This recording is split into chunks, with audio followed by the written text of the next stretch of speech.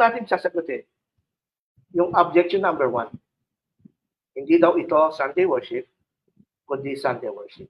Sabi nga nila, based sa Clear Word Bible ng Seventh-day Adventist, itong gabing ito, it happened on Saturday night.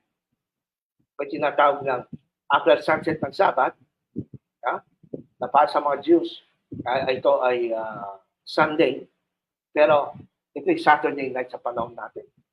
Okay, ito daw ay hindi Santa Cena, kundi fellowship niya. Anong sagot natin dyan? Ang sagot natin sa objection niya, number 1 ay ito. Hindi ho gumamit si Lucas ng Jewish reckoning. Yan unang-unang pagkakamali. Actually, yan ang pinaka-foundation ng objections ng Seventh-day Adventists sa interpretation sa Acts 27 na ang mga Kristiyano ay nag-worship ng Sunday. Para matanggal at mabura sa ating kaisipan na ang mga Christian ay nag-worship ng Sunday, sabi na, this is not Roman reckoning, but Jewish reckoning. Totoo ba yun? Hindi po yun totoo. Why? Kasi hindi nila kinonsider yung writer ng Acts at yung kanyang context o ang background ng lugar ng Troas. Number 1, sabi nga natin sa objection, ang Troas ay isang Roman colony. At itong tinatawag na Rome's second capital in Asia. Kahit located siya sa northwest part ng port, no? Malapit sa dagat ng Turkey, dahil ito'y part ng ito'y nasakop din ng Roman Empire. Tinawag ito sa kasaysayan bilang pangalawang capital ng Rome sa Asia. Therefore, ang mga citizens doon, puro mga Gentiles sa Troas who did not follow Jewish customs. So dyan pa lang, sa background at citizenship ng mga believers sa Troas, sila po ay ang dominant po doon ng mga Gentile citizens. At syempre, pag Gentile citizens, ang pina-follow niyang time at calendar ay hindi Jewish calendar, hindi Jewish customs, kundi Roman reckoning, Roman timing. Kaya po, number 2, first day of the week ang nakalagay sa Greek text. Kahit saan yung tignan ng manuskrito, doon sa more than, sabihin na natin, nasa 8,000 Greek existing manuscripts sa ating panahon. Pag tinignan nyo ang Acts 20 verse 7, nakalagay talaga doon ay first day of the week. Hindi tinawag na Saturday. Saturday evening. Eh di Sunday pa rin yan, kahit saan mo tignan.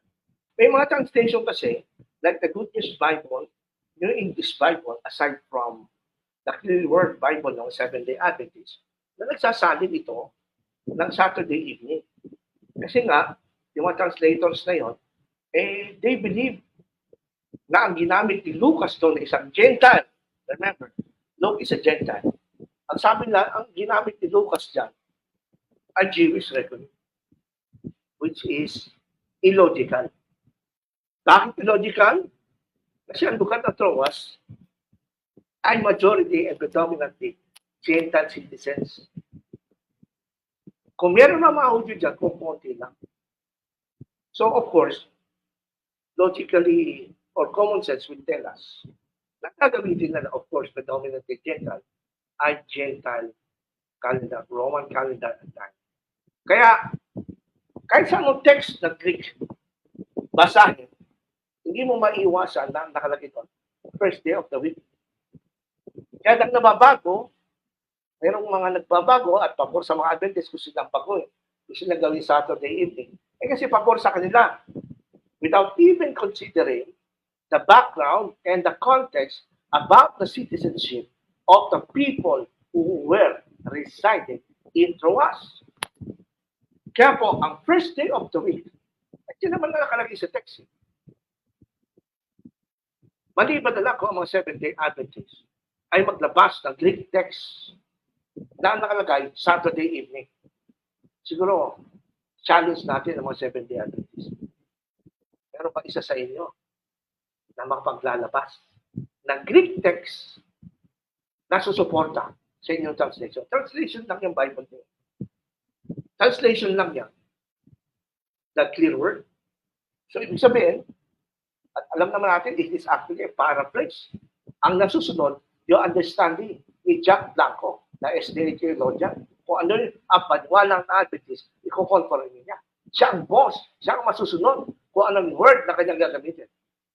But of course, kung kukumpara natin sa Greek text, walang magagawa mga Seventh-day Adventist. Balik tayo sa original Greek text. It is first day of the week. The first day of the week would also reflect the early Christian tradition of gathering on Sunday, the day of Christ's resurrection, which became the primary day of worship for Christians, distinct from Jewish Sabbath. Kung babasahin nila at pagkaaralan ang history ng terminology ng first day of the week, during the time of the apostles and during the 2nd century, after the time of the apostles, all Christians, yung mga direct na naging disciples ng mga apostles before they died, even Apostle John, may mga nag-survive siyang mga disciples, no? Like si Papias sa Smyrna, si Polycarp, at si naging yan yung mga estudyante ng Apostle John. Si Polycarp, naging estudyante naman niya at disciple niya, si Irenaeus ng 2nd century.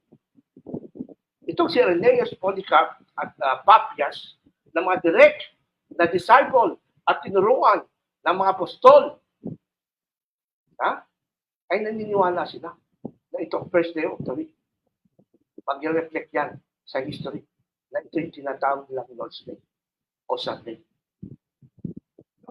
Kailanman walang mababasa ang sino mang Seventh-day Adventist. Listen, take note, mga Seventh-day Adventist na nakikinig ngayon. I challenge you, wala kayong mababasa kailanman sa Bible. Kahit na sarili ninyong Bible, kahit kay Jack lang, sa The Clear Word Bible, wala siyang mababasa na ang mga apostol o ang mga lagkan sa New Testament ay nagsanta Cena o nag-Lord Supper o kaya ay nag-communion araw ng Sabado. Wala. Remember, sabi natin, yung sumulat si Lucas. Para kay Lucas, first day of the week. Para kay Lucas, Sunday ang in-inspire sa kanya ng Holy Spirit na gamitin niyang word sa Acts 20%, hindi Saturday. Yung ibang Seventh-day Adventist lang, ang nagpipilit lang Saturday evening, hindi ko Holy Spirit ang nag-utos niya sa mga Sabatista. Ang utos ng Holy Spirit na isulat ni Lucas ay first day of the week na naging Sunday, Old Lord's Day, makalipas ng sumunod na century. At sabi dito sa pangatlong point natin, Acts 20, verse 7-12, describes events that took place entirely throughout one year. Kaya nga po, napansin ko sa mga Seventh-day Adventists, hindi kasi binibigyan pansin. Even sa mga theological school, sa mga seminary, theology school, hindi pinag-aaralan masyado ng Seventh-day Adventists ang mga writings ng Church Fathers. Lalo na yung mga ante-Nicene Fathers. Bago yung Council of Nicaea ng mga Church Fathers, sila Justin, sila Ignatius, sila Barnabas, Epistle of Barnabas, the Didache. Yan po yung mga early witness na mga Christians ay nag-worship first day of the week o Sunday. Kaya nga po, para sa mga Seventh-day Adventists, kung naghahanap kayo ng true church, hanapin nyo yung church kung ano yung turo nila, kung kailan sila sumamba. Doon sa mga early church fathers, na mga tinuruan nila Apostle John, na maging disciple ni Apostle John. Termination po yun. Alam ko na kung bakit hindi pinag-aaralan ng mga Adventists ang church fathers. Alam ko bakit? Kasi wala sila makikita na suporta. Kahit isang church fathers na tinatawag na apologist, lalo na bandang 2nd century, katulad nila Justin Martin, na Sabbath keeper. Wala. Wala akong Sabbath keeper ng mga early church fathers. Why? Kasi nakita nila sa example ng Acts 20% na noon pa man, ay nagsiselebrate na sila ng worship. O, kaya mga kapatid, pag-aralan yung maigi yan. Isang malaking hamon po yan para sa inyo, mga kapatid. So, ako, sigurado ako na tama po ang ginagawang Sunday worship at tama po ang translation ng Acts 27 na ito po ay Sunday. Huwag nyo isingit yung Sabado. Dahil hindi nyo mapagbabatayan sa history yan. Kung sa history ng Adventist, siyempre kayo yan. Mapapatunayan nyo. Pero lumabas kayo outside your box para matuto kayo na kayo may sariling history.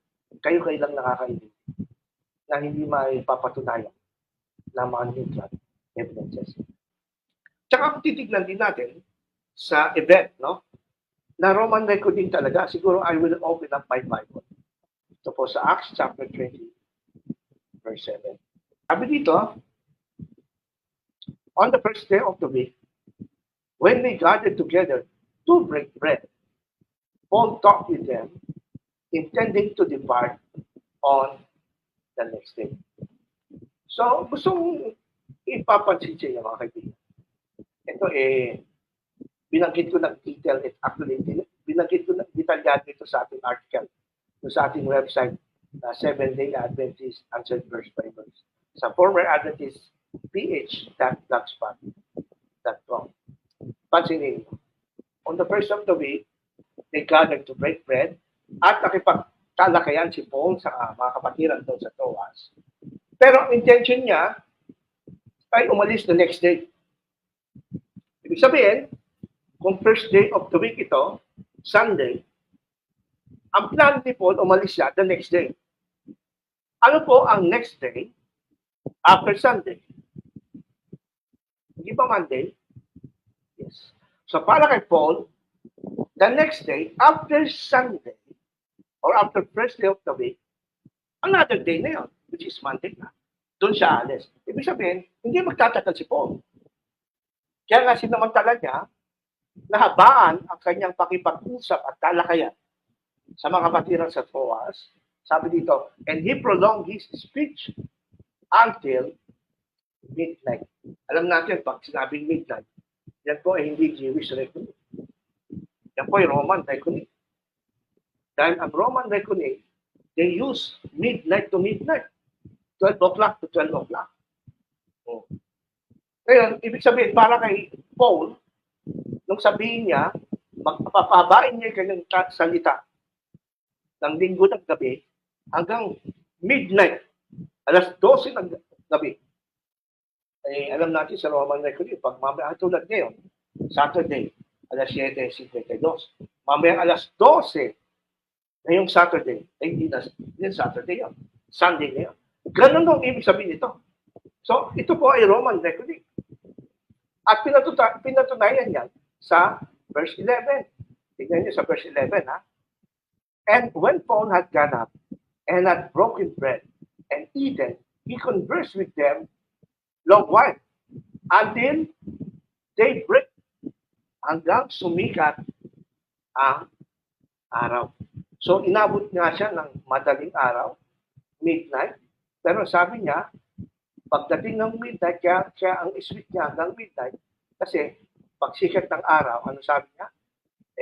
Aalis na siya. Until daybreak. So, sinabi niya, the next day, which is Monday, yun yung pag-alis niya, daybreak.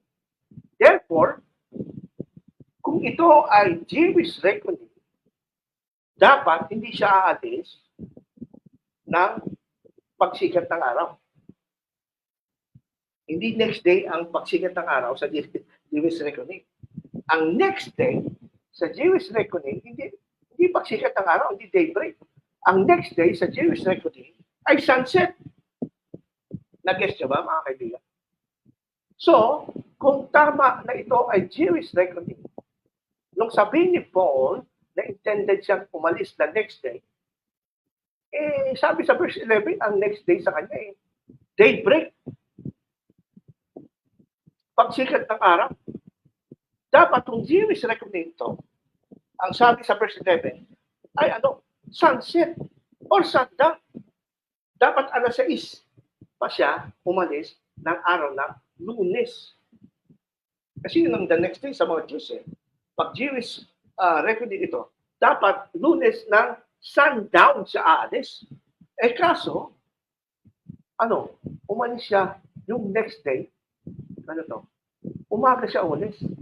Daybreak, pagsikat ng araw, na para kay Pablo at kay Lucas na nagsulat nito, ay tinawag niya next day. So nag-change ang day from Sunday to Monday nung sumikat ang araw. Yung Lunes. Jewish reckoning ba yan? O Roman reckoning? Roman reckoning po. Napaka-obvious. Kaya doon pa lang, pwede na tayo matapos sa ating talakayan. Pagsak na po ang argumento ng mga Seventh-day Adventists. Ano po? So, naintindihan niyo po sana ang ating sinasabi. Kaya po, Acts 27-12 describes event that took place entirely throughout one night. Totoo naman, kung ito ay Jewish reckoning, hindi lang isang gabi ito. Magiging 2 gabi ito kung Jewish reckoning. Bakit ganyan? O kasi, yung unang gabi, sabi niyo, Sabado ng gabi. O, tapos, aalis siya kinabukasan, the next day. Ang the next day, sa Jewish reckoning, sunset. O di, inabot na naman siya ng gabi. 2 gabi. Pero kung ito ay Roman reckoning, dahil ng aking paniwala at ng majority ng mga Bible scholar, ito ay Roman reckoning. Tutugma itong ulat ng Acts, na linggo ng gabi. Linggo ng gabi. After sunset part ng Sunday morning, linggo ng umaga, and then pagdating ng alas 6 ng hapon ng linggo, sunset na ng Sunday yon. This is Roman reckoning. Doon sila nagsimulang magtipon. Maaaring itanong nyo, bakit gabi? Bakit gabi? Kasi yun yung time na uwian na galing sa trabaho ang maraming mga believers sa Troas, which is mostly Gentiles. No? Ang mga Gentiles kasi, masisipag sa trabaho yan. No? Pag may trabaho, talagang hindi sila basta exit. So they have to finish their work and then go to the fellowship along with the brother. Kaya nga po, ayon sa mga Bible commentaries, si Paul nag-travel from Philippi going to Troas, umabot siya ng 5 days, di ba? Sabi sa 20 verse 6. At nag-stay siya ng 1 week sa Troas. Nag-stay siya ng 1 week sa Troas. Kaya ito pag-isipan niyo. Kung si Pablo ay nagsama kasama ng mga taga-Troas, ng mga Gentile Christian, bakit hindi nabanggit? Bakit hindi binanggit ni Paul sa ni Luke sa Acts chapter 20? Nagsabat si Paul with the believers in Troas, which is Gentiles. Bakit wala? Binuhin mo sa loob ng 7 days niya sa Troas, di ba pag 7 days, tatamaan yung Sabat at Sunday? Di ba? 7 days eh. So, ibig mo sabihin, sa loob ng 7 days, hindi magsisimba si Pablo? Tanong ko sa inyo mga 7-day Adventists, bakit sa 7 days ni Paul sa Troas, bakit hindi inulat ni Lucas na nagsabat siya? But ang inulat ni Lucas, inintay pa nila Paul, nag-antay pa siya hanggang maging 7th day. Kasi 7 days sila doon. Yung first day, no? Tapos ng Sabbath 7th day.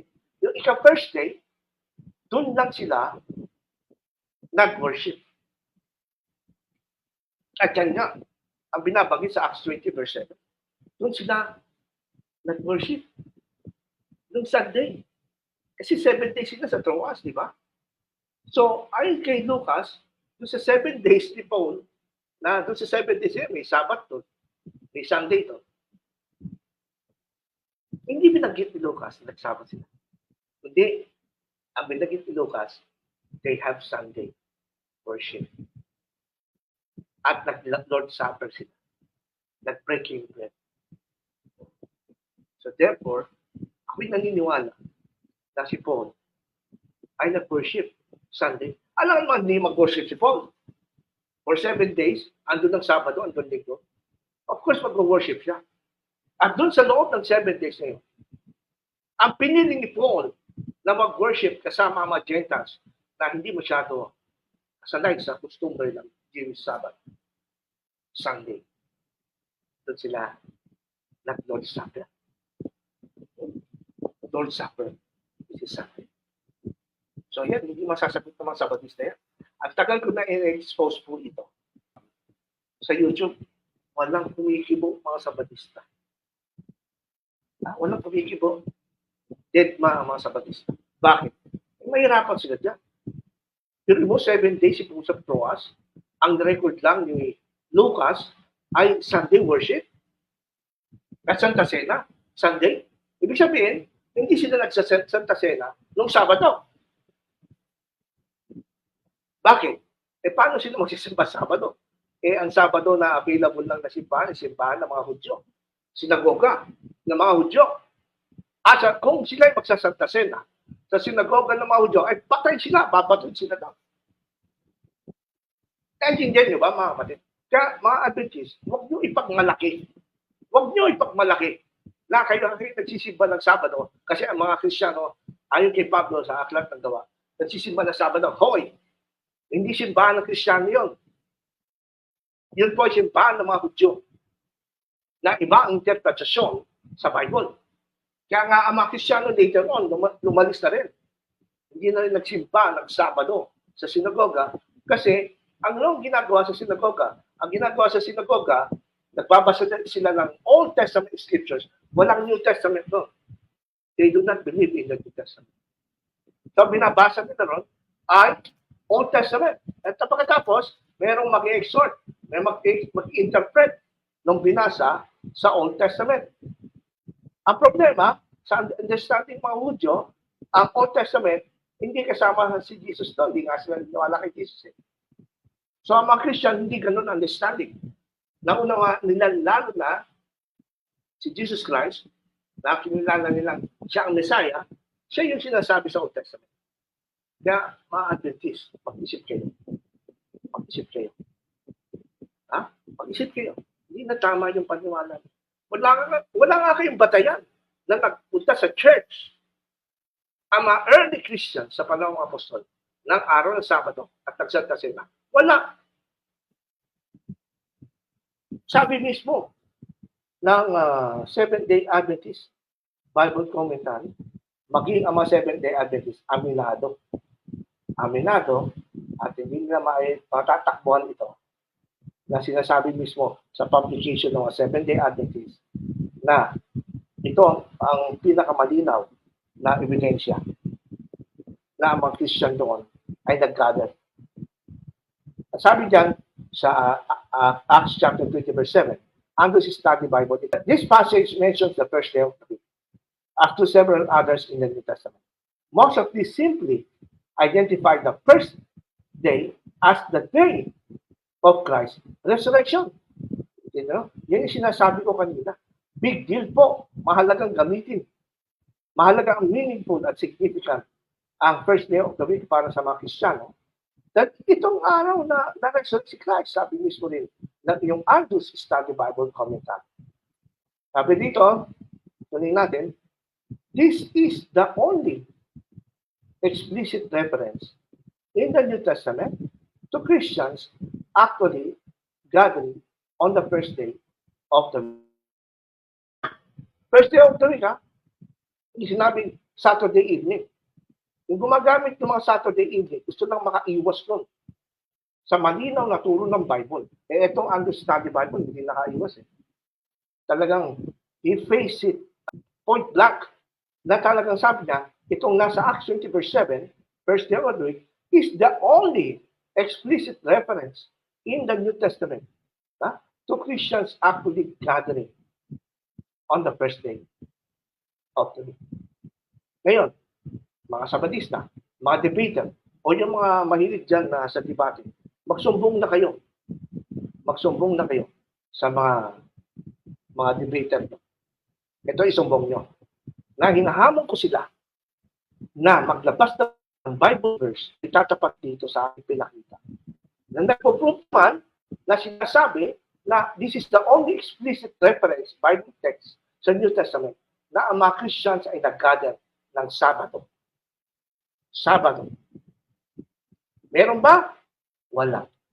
Ba't yung nasabi? Kasi hanggang ngayon, hinihintay ko yung mga Sabadista. Wala man silang mailabas. Bakit? Kasi nga, naniniwala lang sila sa mga sinasabi ng pastor. Hindi naman sila nagsusuri. Tapos nagagalit kayo sa akin, ba't ko kayo iniwan? Kasi nagsuri ako eh. Hindi ako oo lang ng oo. Dahil kapanalig ko, no. You have to open up your eyes. Na kahit mga publication nyo, aminado sila na this is the only explicit or word for word New Testament. Mga Christian, nag-gather araw ng linggo. O sige, tapatan po niya mga Sabadista. Yan challenge ko. Kaya lang, asa naman Sabadista maiingay dyan? Asa yung maiingay na magagaling-galing? Na para bang kung minsan nag-ahamon pa ng debate. Ito nga, ba't dito tahimik kayo? Wala kayo maipakitang Bible verse na tatapat sa sinabi ng commentary. The only explicit verse in the New Testament na mga Christians nag-gather. Verse 3. Ba't wala kayo maipakita? Bible verse na mga Christians nag-gather araw Sabado sa church. Wala. Wala kayong makita. O saan batayan? Saan galing? Anong basihan nyo ngayon sa pagsisimba nyo sa church pag Sabado? Wala. Ang ginagamit yung batayan sa Acts. Si Pablo, ang mga Kristiyano, nagsisimba. Saan? Simbang Kristiyano ba? O sa sinagoga ng mga kaaway ni Kristo? Sabi nyo, sa sinagoga, o hindi dapat sa sinagoga kayo nagsisimba. O, ba't kayo sa church nagsisimba pag Sabado? Hindi sa sinagoga. Kaya nakalagay ito sa binagamit ng talata sa Acts. Sa sinagoga nagsisimba. Tapos pababalikin niyo ko dyan sa inyo.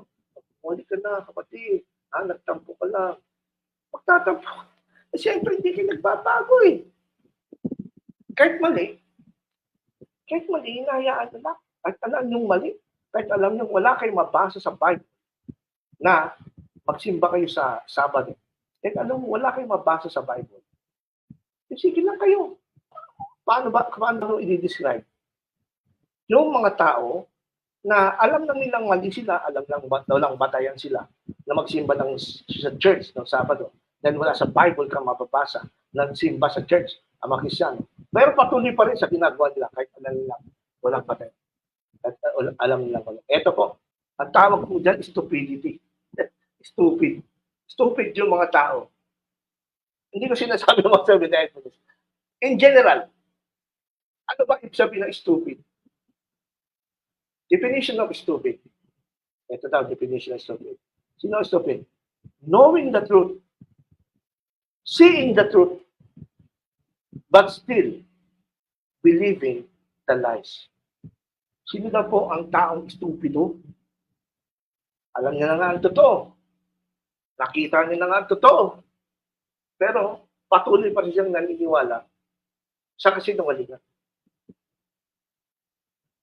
Tao na stupido. Kapatid, mga kapatid na Adventist, alam ko, masakit sa inyo. Ayaw nyo tanggapin stupid kayo. Pero magiging stupid kayo. Katulad ngayon, pinag-usapan natin. Wala kayong mabasa na mga Kristiyano nagsimba ng church sa church ng Sabado. Ako may nabasa. At ginamitan ko pa lang inyong Andrew's Study Bible.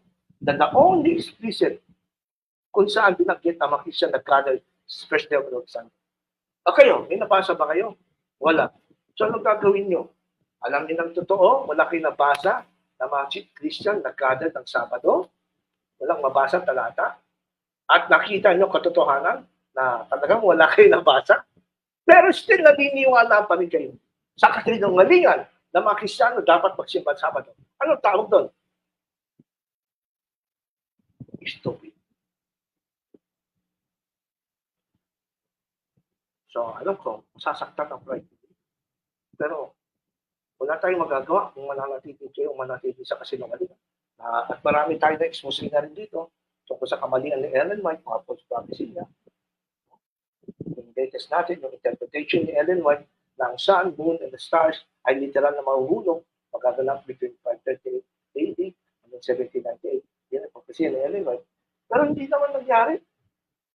Yun pala ay nag-apoy lang yung forest, nagkaroon ng rain fire, the forest fire, that time sa Canada. Kaya nagdidimang araw. Natakpan kasi ng smoke. Hindi yung mismong araw na wala lang liwanag. Sabi niya, may katuparan daw. Yung pala hindi. So, ano nangyayari? Alam mo ng truth, nakita mo ng truth, pero niniwala ka pa rin sa kasinungalingan, you are stupid. At maraming stupid na tao. I'm sorry to tell you.